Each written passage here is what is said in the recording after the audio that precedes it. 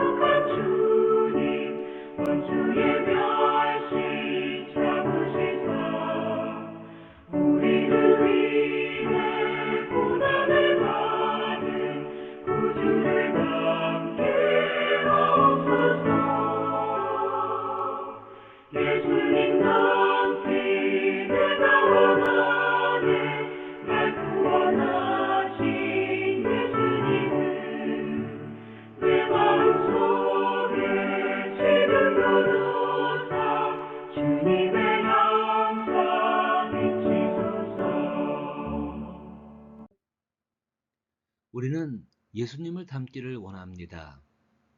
하나님과 교제하는 삶 가운데에서 또한 그렇게 닮아가기를 원합니다. 하지만 하나님과 교제하는 삶의 중요한 원리와 예수님의 구체적인 성품을 잘 모르고 있다는 것입니다. 오늘 저는 첫 번째로 하나님과 교제하는 삶의 중요한 원리 한 가지인 인격적 상호작용의 원리를 말하고자 합니다. 인격적 상호작용의 원리는 서로 주고받는 것입니다. 그것은 사랑의 속성이며 그 가운데에서 서로가 서로에게 서로의 선한 것으로서 온전케 되어져 간다는 것입니다. 하나님은 그분에게 무심한 자들에게 어떻게 하실까요? 우리가 예수님을 닮아고자 할 때 희생해야 할 일들이 있습니다. 그러나 예수님의 모습을 통하여 그와 같은 희생을 두려워하지 않을 이유가 있습니다. 예수님은 이 땅에 오신 목적을 이루시기 위해 하나님의 아들의 모든 권리를 포기하셨습니다. 예수님은 신성까지 내려놓으셨지만 하나님의 아들이란 사실은 바뀌지 않았습니다. 이처럼 우리가 예수를 닮아가고자 할 때 우리의 외적인 것은 변할 수 있습니다. 그러나 우리의 본질은 하나님께서 보존하십니다. 우리의 본질은 하나님께 사랑받는 것입니다. 하나님과의 인격적 상호작용 가운데에서 하나님께 무심하다고 한다면 이것은 우리의 것이 결코 될 수가 없습니다. 우리는 하나님께 어떤 관심을 가지고 있는가를 생각해 보아야 합니다. 생각해 보면은 대부분의 것은 하나님을 이용해서 자기 자신의 어떤 것을 이루려는 것들입니다. 심지어 하나님 나라마저도 말입니다.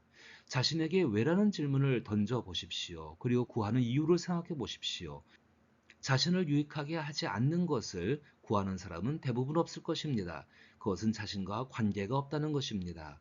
하나님께 대해서 무관심하다는 것은 바로 그와 같습니다.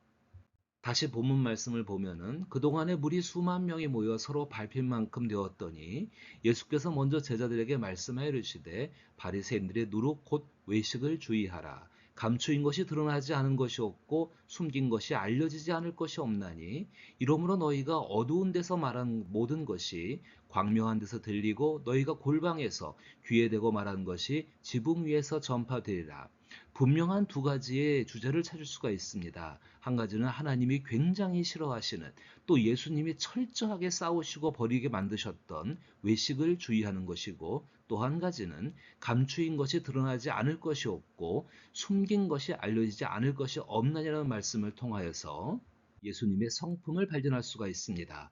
이 말씀 속에서 예수님은 솔직하고 투명하셨습니다. 그래서 예수님의 성품과 삶은 펼쳐놓은 책과 같습니다.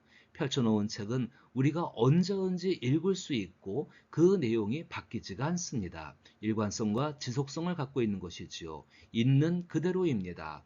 다음에 일어날 일들을 그 책을 읽음으로써 누구든지 알 수가 있습니다. 그것이 예수님의 솔직하고 투명한 성품입니다. 외식을 주의하라고 했습니다. 외식은 가짜입니다. 외식은 위선적인 삶을 사는 것입니다. 위선은 사실은 그렇지 않은데 그렇다고 인상을 주고자 하는 것입니다. 마치 내용물을 포장지에 포장해서 포장지를 멋지게 보여주는 것입니다. 그러나 포장지보다 내용물이 중요합니다. 우리는 자신의 삶의 방식이 아닌 것을 가르치거나 요구하지 말아야 합니다. 그것은 가짜이기 때문입니다. 성령의 기름 부으심, 이 소중한 것은 우리가 얼마나 진리를 유창하고 능숙하게 전하는 바에는 전혀 관계가 없습니다. 예수 그리스도의 말씀이 진리가 될 수 있었던 것은 예수께서 그 삶을 사셨기 때문입니다. 그것이 예수님의 솔직하고 투명한 성품을 나타내는 것입니다. 우리는 어떻게 이 성품을 만들어갈 수 있을까요? 믿음을 가진 사람들의 솔직하고 투명한 성품은 만들어져 가는 것입니다. 성령과 함께 말입니다. 그래서 우리가 믿어야 할 것이 있습니다. 누가복음 12장 2절 말씀을 다시 보면은 감추인 것이 드러나지 않을 것이 없고 숨긴 것이 알려지지 않을 것이 없나니 여러분이 이 말씀을 진심으로 믿어 보십시오. 이 말씀이 진실로 옳다라고 인정해 보십시오. 감추인 것이 드러나지 않을 것이 없고 숨긴 것이 알려지지 않을 것이 없나니 우리 마음속 깊은 곳에 있는 동기와 그리고 우리가 행하는 모든 것들 아무리 은밀하게 행한다 할지라도 그 모든 것이 이 말씀대로 이루어진다는 것을 믿게 되면은 우리 마음에 변화가 생깁니다. 우리가 이 말씀을 믿는다면 우리는 사는 방식이 바뀌게 될 것입니다. 생각하고 말하는 방식이 예수님처럼 변화되어져 갈 것입니다. 그 중에 자신이 있는 결핍을 처리하는 것이 문제가 될 수 있습니다. 나는 예수님이 아니기 때문에 그렇게 할 수 없다는 생각이 있을 수 있습니다. 그런데 성령이 바로 그 연약함을 도와주시고 인도하시고 온전케 하십니다. 성령을 믿고 행할 때 성령 속에서 우리의 결핍의 문제, 예수님을 닮아가는 과정 가운데 필요한 모든 것들을 채움받으며 그리고 그 가운데에서 새로워질 수가 있습니다. 시편 63편 2절의 말씀에서 내가 주의 권능과 영광을 보기 위하여 이와 같이 성소에서 주를 바라보았나이다 라고 말하고 있습니다. 이 한 절의 말씀 속에서 주를 바라보는 사람들의 특징이 등장하는데, 무엇인가를 바라보고 있다면 거기에 무심하기라는 것은 불가능한 일인 것입니다. 과연 믿음으로 살아간다는 것의 첫걸음이란 것은 무엇일까요? 추상적인 생각을 버리고 객관적인 사실을 받아들이는 것으로 시작됩니다. 하나님의 말씀은 객관적인 사실입니다. 예수님의 성품을 담기를 원하십니까? 예수님이 하신 말씀, 감추인 것이 드러나지 않을 것이 없다는 것을 우리 마음속 깊이 새기고 우리 생각에 좌우명이 되기를 바랍니다. 그리고 또한 연습해야 합니다. 경건의 훈련을 통하여서 우리는 만들어져 갈 수가 있습니다. 우리의 말이 우리의 마음에서부터 변화되어져서 나온 말들, 그 말들이 예수님처럼 요한복음 1장 17절에서 율법은 모세로 말미암아 주어진 것이요 은혜와 진리는 예수 그리스도로 말미암아 온 것이라는 그 말씀처럼, 율법이라는 것, 정해진 형식과 규칙을 따라가는 것이 아니라, 누구에게서 배운 것을 따라가는 것이 아니라 예수 그리스도로 말미암아서 은혜로운 말들을 만들어 가야 한다는 것입니다. 그 은혜로운 말이 어떤 말인가?